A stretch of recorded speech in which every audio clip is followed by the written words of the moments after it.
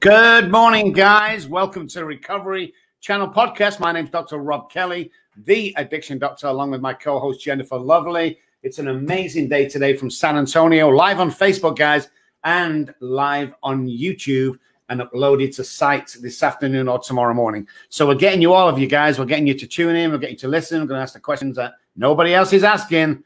How you doing, Jen? I'm doing good. So we have two babies' birthdays today. Your daughter, Charlie. Happy birthday, Charlie. And my JoJo. Happy birthday.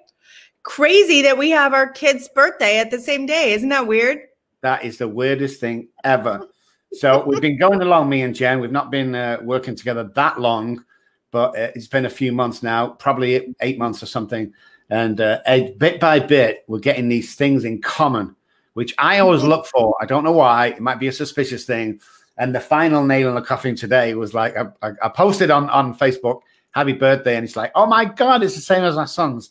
And that was the final nail. I thought, that's it. We're together now. We can't never break up. This is what it's going to be for the rest of our lives. So many things in common, Jen. I know. That's so funny. It's hilarious. So my son sends me his daily morning inspirations, his readings, and I thought this was appropriate.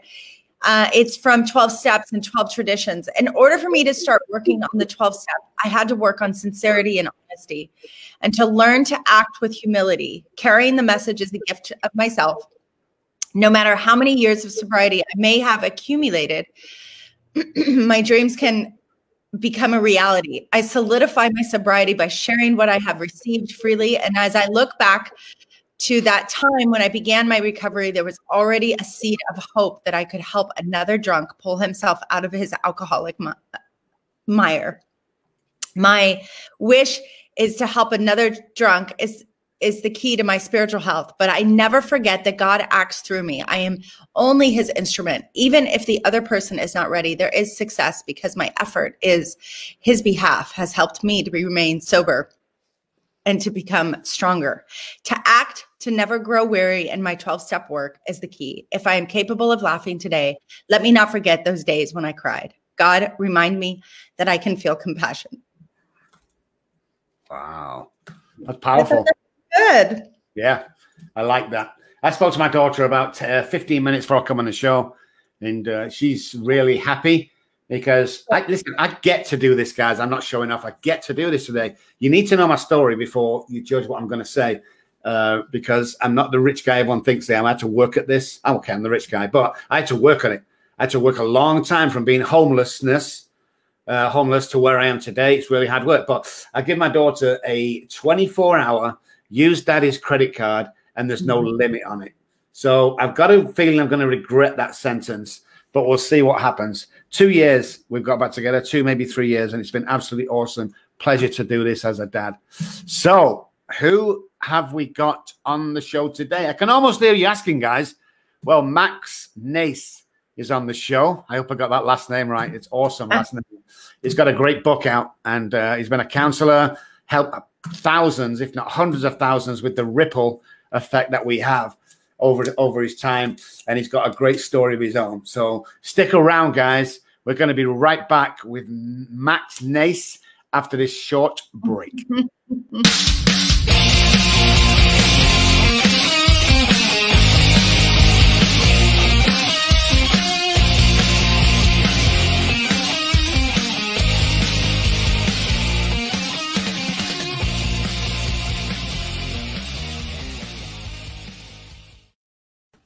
Hey guys, welcome back to the Recovery Channel podcast. My name is Dr. Robb, the addiction doctor, and Jennifer Lovely. And our special guest this week is Max. Welcome to the show, Max. Oh, thank you for having me. Yeah, thank you for being on. Excited to hear about your book. But first, I would love for you to tell me 5 things that have impacted your life. Oh, 5 things. Well, good, negative, or actually, some of the negative has definitely turned into a positive for me. I think impacted my on getting clean and sober. I've been clean and sober since September 27th of 2003.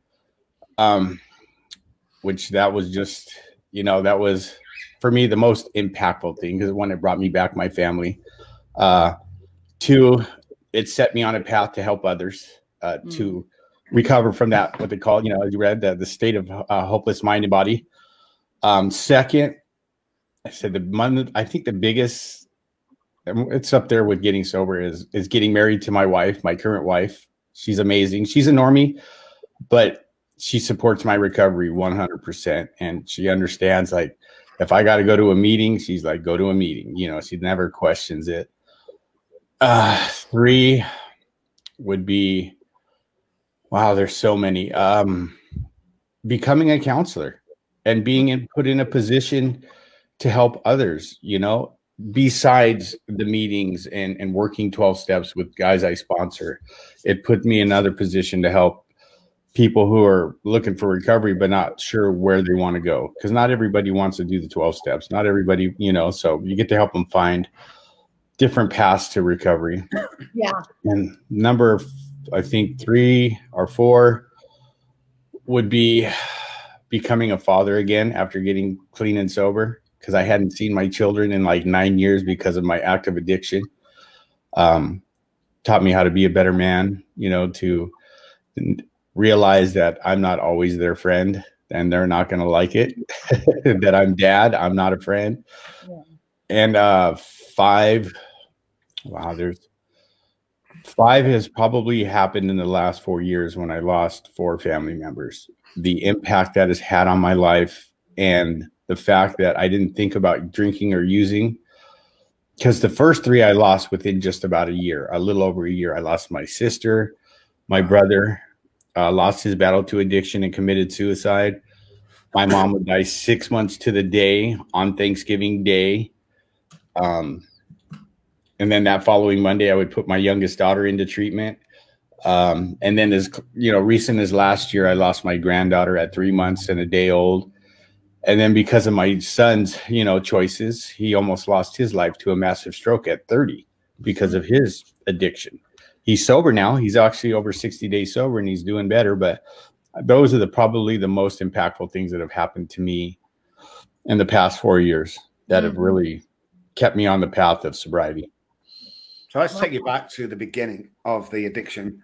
And when did you know that you had a problem with addiction? Oh, that, and it's in my book. So I knew I had a problem when I was in jail the last time. I'm sitting in Orange County at the main jail in Orange County in Santa Ana. And my mom came to visit for the first time. I think I've been in there a week or two, maybe more, give or take. And she looked at me from across the glass and said, "Son, I love you, but you're no longer welcome at my home. If you come near my home, I will call the police. And if the neighbors see you and I'm not around, that they're to call the police. What are you going to do?" And it was at that moment when I knew that something had to change. And, you know, like all the years before, all the empty promises went out the window. And I gave her that probably the best answer ever was, "I don't know." And I remember her crying, and I looked at her and I'm like, "Why are you crying? I'm the one sitting over here. You know, I don't get to leave." And she said, "That was probably the best answer you've ever given me." And I knew. You know, it was then when I knew, after I got to look back over the years of my addiction, you know, all the, where, you know, the progression from, you know, like tickets to getting thrown in jail, and the charges were starting to get worse and worse. And most of all, not seeing my children, you know, picking my drugs and alcohol over my kids. I realized, like, things have to change. Yeah, for sure. That Santa Ana main jail. I hate that jail. I've sat there on the other side of that glass many times visiting my children. And I certainly hate the collect calls. I think I still have PTSD from those collect calls. I'm curious about your trauma, the trauma that got you into addiction. God, you know, and I always like to say, you know, I don't have trauma, but I do, you know, and I realize what that trauma is. And it's not, you know, when you work with people in drug treatment, you know, and alcohol treatment, you realize that. And I think I minimize mine because I heard some pretty horrific stuff, like, wow, like I really got nothing to complain about. But for me, my trauma happened when, see, my dad and my mom divorced when I was little. So I guess that's my trauma, right? Because then I didn't see my father for years and years and years until I was about 10. Then he finally came back to the States because his job, I guess, took him overseas. And it was right before I turned 11. And, you know, my brother and I got to see him. And I remember him telling me, promising me he'd be back for my birthday, right? That was like February, right before I turned 11. And my birthday came and went. And then April came. And then I got the news that he passed away. So I realized through doing the work that my trauma was him breaking that promise, you know, like how, as an 11-year-old, it was like, how dare you die on me? You just promised you would be back for my birthday, you know? And I realized that's what I drank at. That's what I used drugs at, amongst other things. But that was my biggest one, is that broken promise, you know? And plus I hadn't seen my dad in years before that. So, you know, I realized that was my trauma. I always get people that come here and they go, Dr. Robb, I've got no trauma at all. We have to define trauma, especially with the addicted brain. So if my brain's been distorted from birth, this is hereditary with a predisposed disposition. So look at the trauma. Well, I always tell people, like, childhood trauma, especially because whatever there's alcoholism, guys, and addiction, there's always trauma. And you have to look what that is. And if you can't find what it is, you're not getting into you program enough, or your counselors, fire your counselor, by the way, she's no good or he's no good if you're not getting to that point. I mean, because you go back. So here's my definition of trauma with the addicted brain early on. Mom or dad says to you, get down off that chair, you stupid idiot. How many times have I told you can't go to college like your brother? You're not smart enough.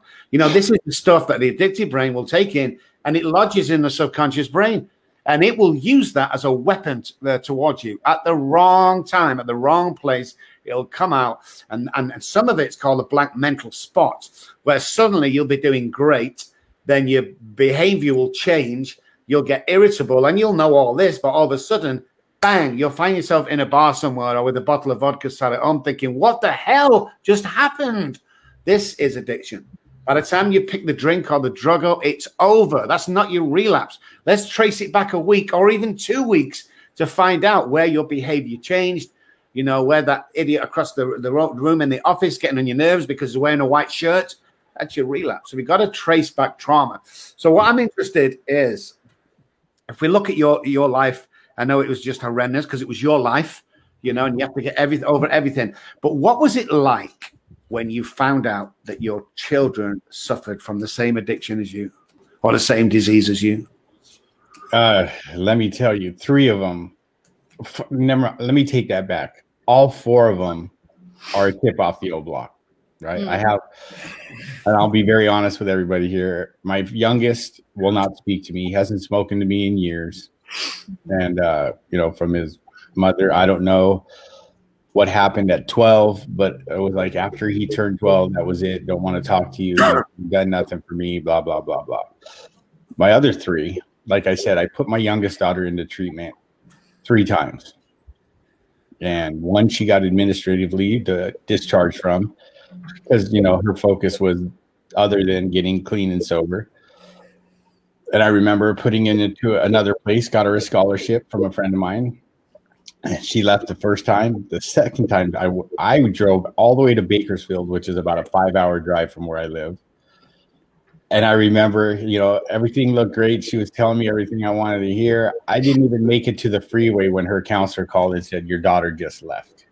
And I was just like, wow, that's addiction. And then my oldest daughter, who's 27 or 28 now, she's got all the isms, right? But I can't tell her she's an alcoholic. And then my oldest, my son, who had the stroke, we all know that was all a direct result of poor choices and drug use and poor diet. But they all, you know, and when I found out, it was like, why? You know, to be honest, as a parent, you know, because when I got clean and sober after I turned a year, they would start, you know, I gained trust of their mother, and they would come every weekend and they would go to meetings with me. You know, they would sit in the meetings with me, and you'd think, okay, they're learning, but sometimes I think they learn the wrong things, you know, but it broke my heart, you know, but it just shows me how strong that gene is, because it's on both sides of my family, my mother's and my father. My father was an alcoholic. I found out after I turned a year. My mom took me aside after my chip, and she said, your dad was an alcoholic. I used to have to go find that guy. I'd have to really go out and look for him because he'd be too drunk to come home. And I'm like, you could have told me that. She was like, you're just like your dad. You probably still would have did it anyway. So I had to let things play out, you know? Yeah, definitely. It's so interesting because I think that when it comes to our kids, no matter what we know in terms of recovery and the steps that we have to take in order to get to recovery, everything goes out the window when it has to do with our kids. Like dysfunction, it's like we can go into a whole different place. Whereas if it was somebody else that came to you and asked for help, you'd be like, do this, you'd be calm, you'd do this. But when it comes to our kids, it's just like everything goes out the window. It's hilarious. Oh, absolutely. And I got that pointed out to me by my wife, you know? I mean, it was like I lived out of guilt and shame for those years I wasn't there. It was like, it was okay to let them get away with stuff. But like, if I go to work, like I'm a hard ass, you know, you're going to do the work, you're going to do it this way. You know what I mean? And I get what you're saying, but when it's your kids, things are different. That's why I had to go to Al-Anon. Yeah. Yeah. I also suggest, Coda is a good one too. So, and I totally get your daughter because, and I'm sure that you've been to all of the rehabs in Orange County, because my son certainly has been in and out of all of them, 16 of them to be exact. So I'm really curious, what were you and how long were you in jail, and how long, what was it all drug related, or were there other? Okay. All drug related. And it was a slow progression, right? From when the drug addiction took off, it was, you know, you don't take care of anything. So at first it was tickets for not driving without a registration, without a license. And then it was getting in trouble for paraphernalia.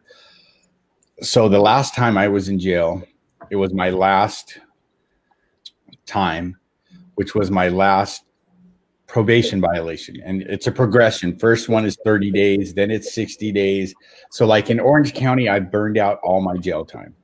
So even now with 17 years, if I decide to go out and break the law, they're going to bring up all my stuff and go, oh, you only get to sit here for 2 weeks because you're going to prison.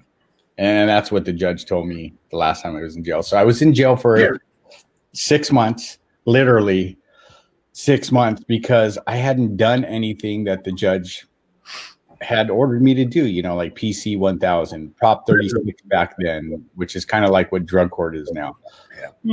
And, you know, usually with good time, you do 4 months and you're out.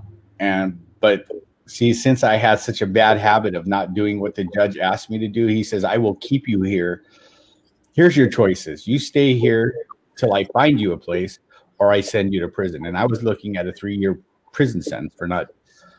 So I literally did almost 6 months at the main jail. And it was because he said, you just don't do anything. And every time they would bring, oh, we'll send you here, I would go like, what do you want? I said, no, don't send me there, Your Honor, because unless you want me to have a new charge, I wouldn't send me there. And blah, you know, I always had an excuse for not wanting to do what he wanted me to do. But finally, they found a place for me that he sent me to a year. And his words were, you know, I'm going to send you to this place for a year. And if you slip up 1 millimeter, I'm sending you to prison. And that's pretty strict instructions. That will get your attention real quick. It did. But you know, the good addict and alcoholic that I was, is once I got some sobriety time, it was like, I got this, you know? And I really, when I look back at my first, I want to say 4 to 5 months at the place, you know, I did everything because I wanted to look good. I could share great in a meeting, you know, I was there to save my face, to look good. And, you know, when I look back, I did the half measures thing when it came to my steps, like, because when I remember, and I shared this with my guys that I sponsor and people I counsel, it's like, don't be afraid of that 4-step. Right. And I remember doing my first one, and it was probably 3/4 of a page long.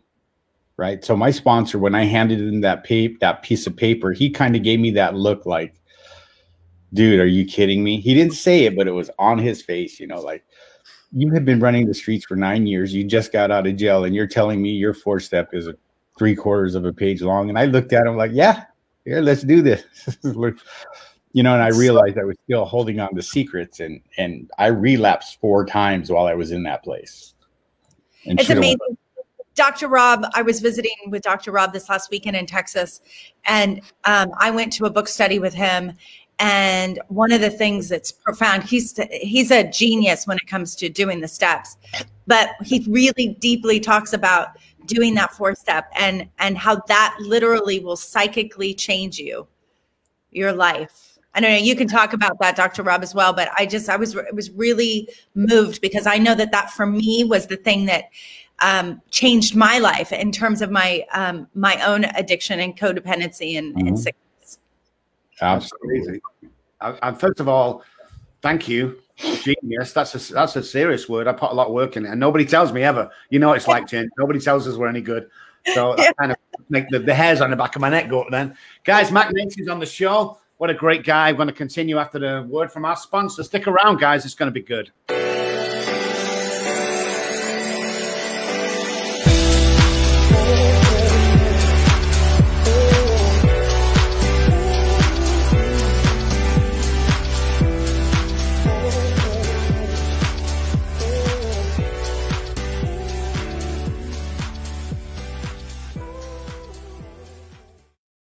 Welcome back, guys. This is the Recovery Channel podcast.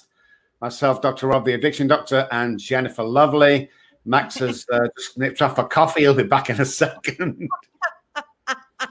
That's hilarious. I love it. Max, where'd you go? Unless he's unconscious, fell off the chair. Maybe he's only 3 foot tall and he's fell off the chair. Can't get back on it. I don't know. We don't know, do we? We'll see what happens. That is so awesome. That's so perfect, right? Yeah, exactly. Yeah, exactly. I know we was talking about the 4th step, guys. Let me tell you that the book says that after we finish the 4th step, we will be delighted, is what the book actually says, as long as you get down to your grosser handicaps that we talk about, not just the $10 you stole off your granny 20 years ago. That's not what's doing it, guys. It's the grosser handicaps. There's only 7. So if you get one of them 7, you know you're doing the right thing. Stiff, you're going to take to the grave with you, the book says. Well, yeah, that's the thing that you said, was that you've got to talk about the things that you're going to bring to your death with you. And I love that. Yeah, the serious stuff. Thanks for coming back, Max. We thought you were fell off the chair or something. My apologies. So I have a mother-in-law that lives with us here at my house, and she's got Alzheimer's, which is getting worse. So I check on her. And then our friend who rents our downstairs, his daughter has autism. So I have to make sure she stays on task. So because she's getting ready to go to school, and then I'll get my wife up at the next break and make sure she gets that done. But that's the things I get to do because of my recovery. So you get to do it. I like that. You get to do it. That's what it's all about today. That's what it's all about. So tell me, what does the future look like for you, Max, going forward? I know the COVID has hit everybody, but what's your future look like? Oh, you know, I'm actually excited for the future because of the things I'm doing. You know, even though they eliminated my position at a place locally here where I worked, you know, it was probably the best thing that could ever happen, you know. And like I said, I'm working on my own like counseling / sober coaching business. I'm thinking about writing another book, which I already came up with the title. You know, it made me change the whole outlook, you know, and both of you know, we could either go one way where it's the poor me pity, you know, like, oh, they took my job away, so I'm going to sit here and be depressed, because I suffer from clinical depression, but I have not been on meds for almost 2 years now. And I feel better. So what I've done is incorporated more exercise, better diet, you know, work my program, all that stuff. So I think my future is looking really bright because I'm just owning my space right now and what I want to do and who I'm going to be and how I can still serve others. So I'm excited, actually. I mean, of course, I have those moments like, oh my God, what am I going to do? you know, the addict brain kicks in and it goes all over. But I'm pretty excited. Yeah. Talk to me about fearless happiness. Okay. Fearless happiness, you know, my kind of what it does is, well, here's what happened. So when my sister died 3 days after I turned 13 years sober, you know, I was engaged at the time. We're getting ready. My ex-fiance, we're getting ready to move to Minnesota so we can be closer to her daughter, right? So on the path, on the way there, we were sitting at a Denny's in Denver, Colorado, when I got the call about my little brother, who, you know, my oldest brother, who's got 37 years. Coming up in a week, he'll have 37 years clean in NA. And he called me and he said, our brother's gone. You know, it didn't hit me because knowing, if you knew my brother, he likes to get on his motorcycle, go for a ride, or pack up his motorcycle, go out to the desert. You know, he's a, you know, spur of the moment. And I'm like, okay, that's cool. What did he do? Just go for a ride? And he goes, no, our brother's gone. He committed suicide, hung himself. And I'll never forget. Sitting right there in that Denny's, I lost it, you know, because my brother and I were close. We were the two youngest. We grew up the most, because most of my older siblings, like the nearest one to me is 10 years older. So they were already out of the house. Not that I'm not close with them, but, you know, growing up with my little brother, who was 2 years, I mean, we went through our addiction together. We got sober together. You know, I remember, and I still had a day and a half left to get to Minnesota. And so fearless happiness came about is when, after my brother passed, I ended up breaking up with my fiance and coming back to California. And I knew I had to do something. And I had this idea. I had already written the outline for the book. And so I called some of my friends that are like mentors and coaches, but they're not in recovery. And I said, I got to write this book. And they pushed me. They said, okay, let's do it. And so for me, it was just more very healing and cathartic to write this book, because I wanted to show people, not just in recovery, but anyone, that here's the principles I live by, and this is what got me through the hardest time in my life.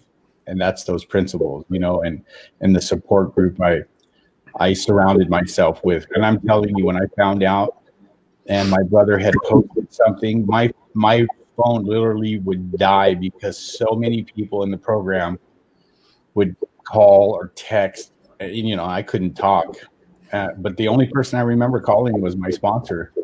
He was the first person I called, which that's what they taught me in the program, right? If you're in a bad place, call someone. And he was. And I remember I couldn't even speak, but he sat on the phone for like 2 hours, just as I was driving to Minnesota, like to reassure me, I'm here for you. I'm here. He didn't even know what to say. Like, those are one of the two. There was 2 times he said, I really don't know what to say, but I'm here for you. You know, usually he would give me some wisdom, but, you know, I thank God for the program. I thank God for the people in the program. And I thank God for those, I have to say, the hard asses that kicked me in the butt and said, just do the work, do the steps. Don't be afraid.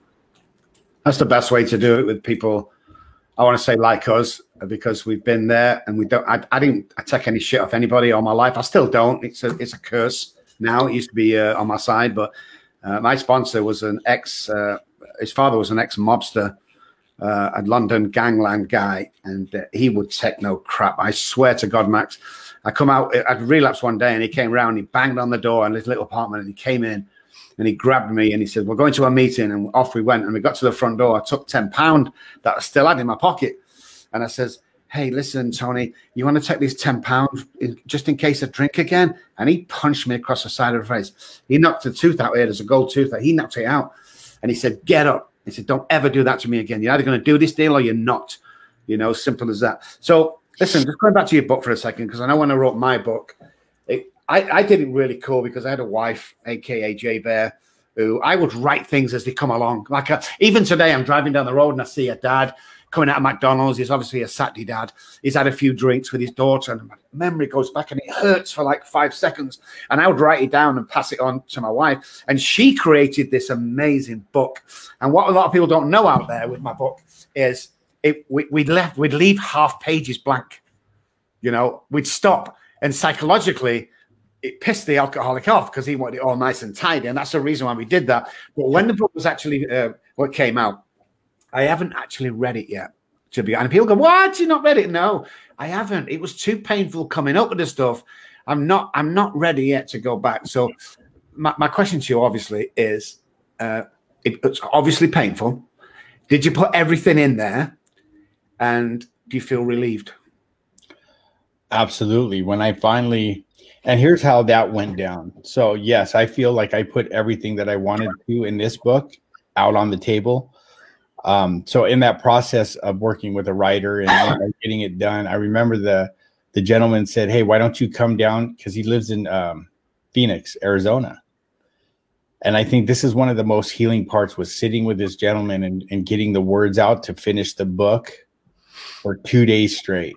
Like I laughed, I cried,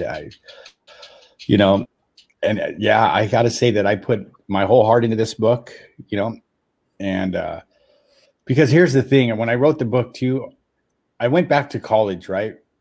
And because none of my siblings have a 4-year degree, and I did it because I told my mom, I promised her when I got sober, I'm going to get a college degree. And she'd always go, like, "You barely graduated high school." Okay, whatever. You know what I mean? Like, and so I did. I went back and got my degree in psychology. And I remember I graduated right before she passed. And I was supposed to walk in December, the year she passed. And she died on Thanksgiving Day. So I haven't walked, but I have my degree. And I got to show her my degree before she passed. So it put a big smile on her face. And yeah, I think, like, I'm happy with it. It's not a huge read, but this is, everything in here is from the heart, most definitely. So I love that. Thank you for that. So I believe underneath all of our suffering, there's something that wants to emerge. And I actually, not to get too deep for everybody this morning, but I actually believe it's our soul that is stirring, that is telling, that is asking for something. And it actually can cause deep suffering when our soul is asking for something and we have no idea what our soul wants from us. Right. And it causes that suffering. Right. And so a lot of times, in ways to numb it, we use drugs, alcohol, sex, food, whatever the thing is. So we can be like, "Please stop stirring inside of me." So I'm curious, what is the thing that wanted to be seen inside of you in your suffering? What was your soul asking of you? That's I've never had that asked. That's a great question. And I think because I've gone through therapy and I'm continue to do so, you know what I mean? So I think my soul is the most, because growing up, my mom was older, if you know what I mean. From the older the hardcore older generation, the kids should be seen, not heard. I think it was, I needed to be heard. You know what I mean? I needed to be, there's a word I'm thinking, but it's definitely needed to be heard, because a lot of the times it was like, we don't want to hear what you have to say. Just go over there and do what we tell you to do. And, getting this book out, it was kind of like doing my 4-step, at the end. And you guys will all agree, when I finally did it honestly and thoroughly and just laid everything out on the table. And when I was done, it was like that silverback gorilla let me loose of the headlock off my back, jumped off and ran away. And it was like, I could breathe, I could breathe. And, it was just, that's what I think my soul wanted, is that, because growing up, I don't feel I was ever heard, because mom was busy. She was raising 2 kids by herself, and a lot of times it was a graveyard shift. So I feel it was just to be heard and to be appreciated and to be loved. That's exactly what, if you want to put it that way. Hey guys, Max and Nijst is on the show. We're going to come back right after this.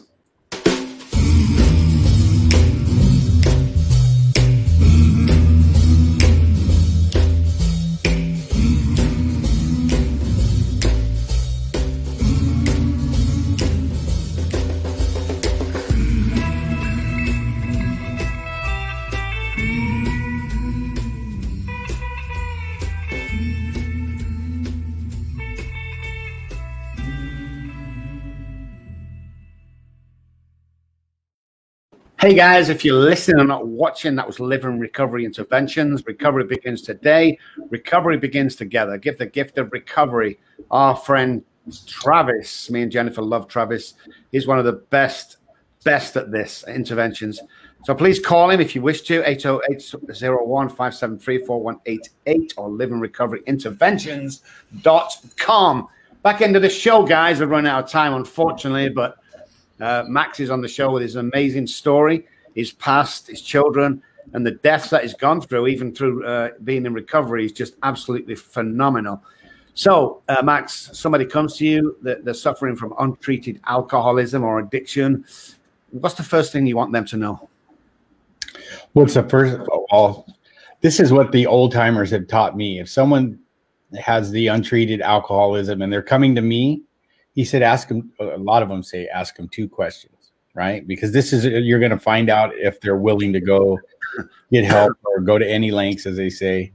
And the first question I ask them is, do you think you have a problem?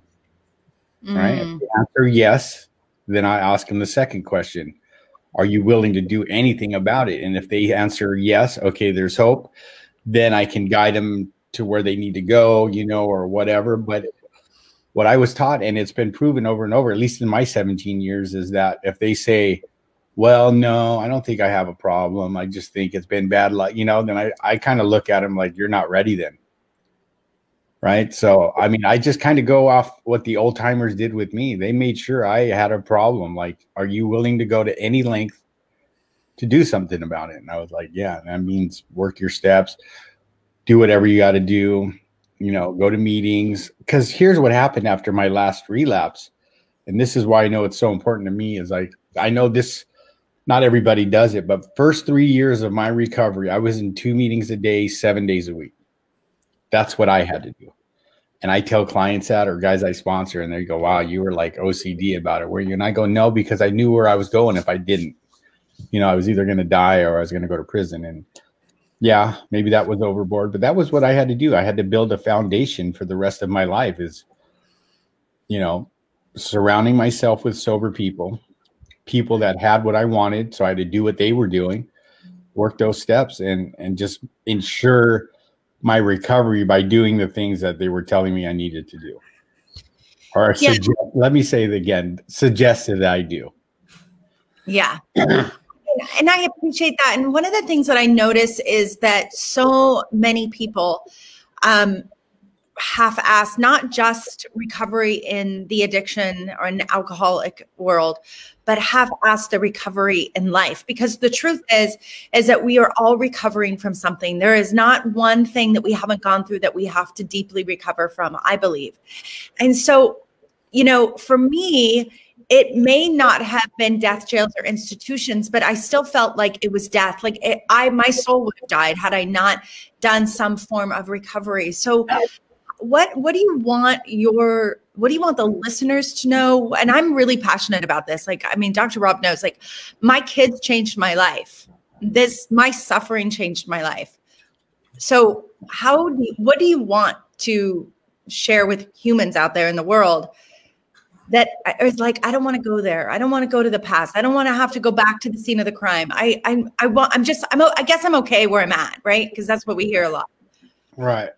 So if I can preface it with this. So in my journey of getting clean and sober, one of the best things that I ever got to do, because I did the work, right, was go back 3 years later to the same courtroom I was in and thank that judge for getting me sober in front of the whole courtroom. And I said, if my kids were here, Your Honor, they would give you a hug for giving their dad back. And you could hear a pin drop, right? So he's like, wow, I never had anybody thank me before, but thank you for doing that. And he goes, I probably sent 5,000 guys to prison since then, right? So what I would want people to know is that don't be afraid, of this journey. It's the best thing ever do for yourself and your family, first and foremost, because I see that a lot as a counselor. It's like, I don't want to do the 12 steps. I don't want to do, you come up with options and they have an excuse for every option you come up with. And it's like, I'm like, what are you afraid of? All right. That you'll get better, that you'll get your family back, that you'll be happy, You know what I mean? That you'll be content, that you'll never need a drug again in your life. And, you know, what I would want the listener to know is that, you know, this is, for me, has been the most amazing journey to when I finally let go of that fear. That's why I named my book Fearless Happiness. And I put the why in the happiness is because it starts with us, right? And when you sincerely look at yourself and go, I need help, I can't do this alone, great things start to happen. And look, I'm on your show, which is, to me, it's an honor and a privilege to be here to share my story. And hopefully, you know, like they say, if I can help one person, then I've done my job. But you know, will we ever truly become fearless in our pursuit of happiness? Probably not, you know, but it's that process. And I guess what I'm getting at is just trust the process. It's the best thing. I mean, I've had the most amazing life, good, bad, or indifferent. And I just interviewed one of my mentors who's a normie, who's helping me with my business end of life. And he asked me one time, he's like, would there be one thing that you would change in this journey you've been on? And I thought about it and I said, absolutely not. This journey has made me the person who I am today, and I wouldn't change a thing, even though there are some things, that were horrible that I did to other people. But would I change it? Absolutely not. You know, because it brought me to recovery, and it brought me around some people that truly love and care for me, you know, no matter what. And yeah, if I could tell any listener, just trust the process. Yes, it'll be ups and downs. Because like I said, one of the greatest gifts too was 2 weeks before my mom passed. You know, I mean, I'd already turned 14, but we were sitting there and she just looked at me and she said, thank you for the 13 years of sobriety. You know, and I wanted to say mom is 14, but I didn't. Not the time, not the place. Yeah, exactly. So, you know, we were watching TV together. It was on a Monday. It was my, you know, I got to stay with her every Monday night. And she was just, you know, patting my leg, and she just looked at me like, thank you. And little did I know she would be gone 2 weeks later. But, you know, she thanked me for 13 years of sobriety. And that lady had put up with a lot of, you know what, from me. So, you know, that's a gift that you cannot even put a price on. Yeah.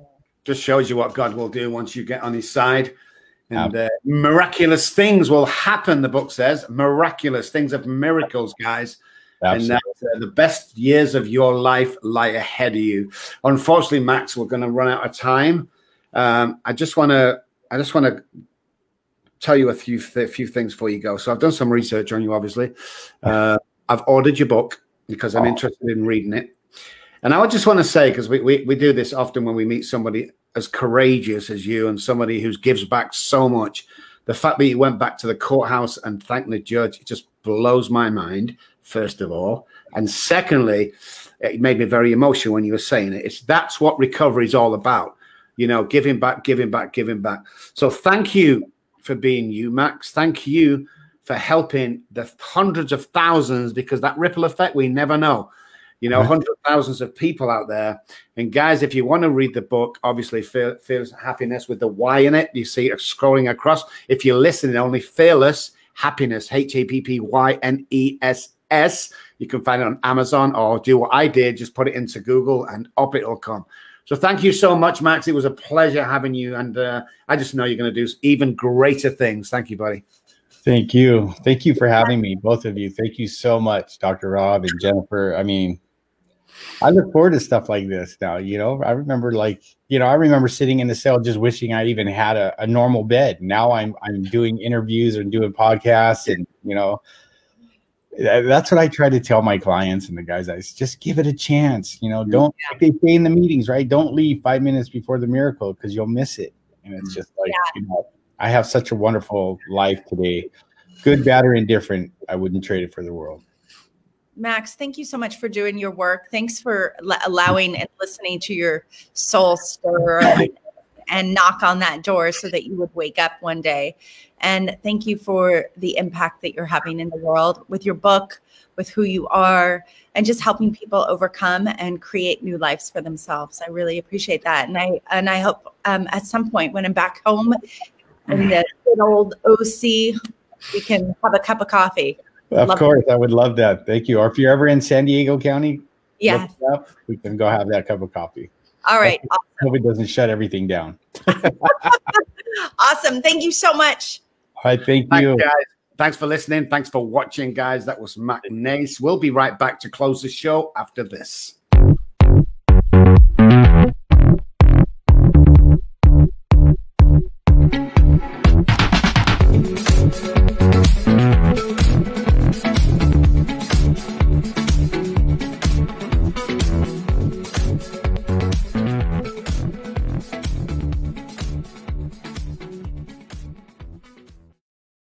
Hey guys, welcome back. That was awesome. Max and Nathan on the show. I love that, Jen. Did you? I do. I love like the redemption stories. Those are my favorite stories ever. People overcoming, breaking up with their bullshit, having a new life, creating something different, and then having a spiritual life. I love that. It's like, to me, there's nothing better than that. Now, it takes hard work.